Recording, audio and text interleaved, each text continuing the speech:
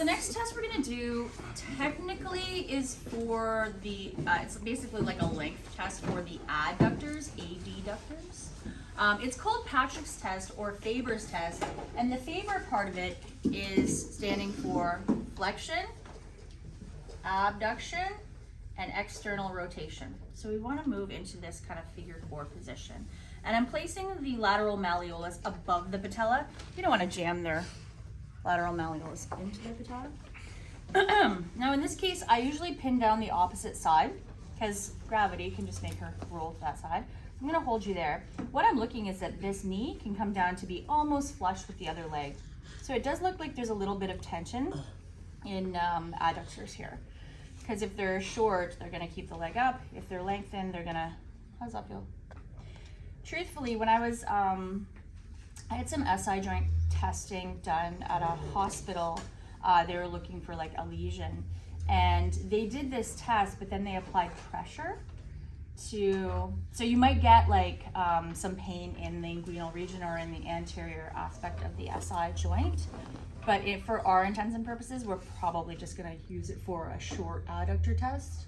Yeah, okay. So yeah, on some people you'll see that it comes flatter. Here we got a mild positive. Okay, all right, okay. Can you stand up?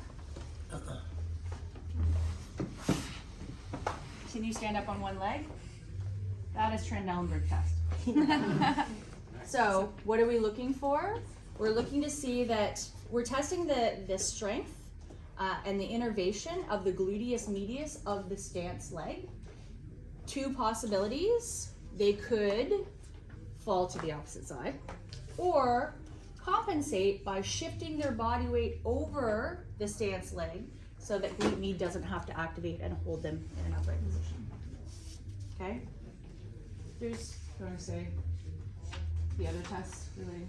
Yeah, in MSK, when you learn about the hip, you're going to learn some other tests that are really great, like the step up, step down, and there are quite a number of other tests to challenge glute med depending on what the pathology is or what the injury is that's going on and how glute med might be failing the body. So you can use Trendelenburg, but there will be better tests to learn in Term 3.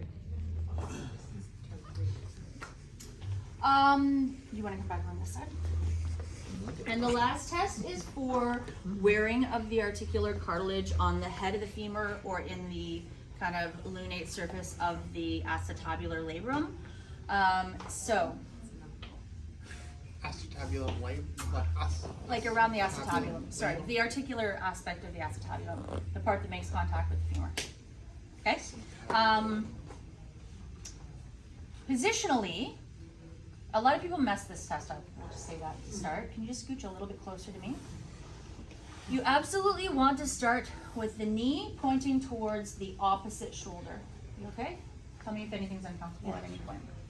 I'm going to hold under the knee because I don't want to compress the knee. And I'm going to kind of cradle around the patella because I don't want to apply direct pressure to it.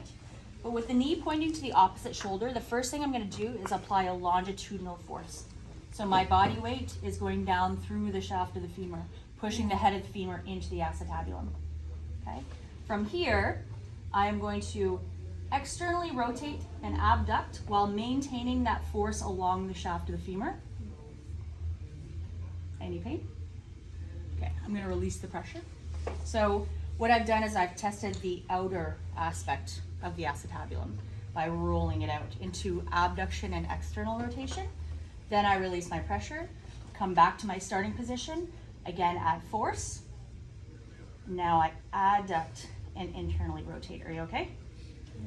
Usually people feel some sort of discomfort on the adduction with internal rotation just because it is more of the closed packed position for the hip. And you can pinch some structures on the anterior aspect of the joint. So don't be surprised if you get some discomfort with that. And it's called the scouring test because you're scouring as in like a scouring pad for dishes or like pots and pans. You're scouring the head of the femur against the acetabulum. So The cartilage itself doesn't have innervation, so that shouldn't hurt if everything is intact. If there's wearing of the cartilage and you're now down to the subchondral bone, that's where you have a lot of innervation and you'll start to experience pain. Okay? So Try those. positive is with pain.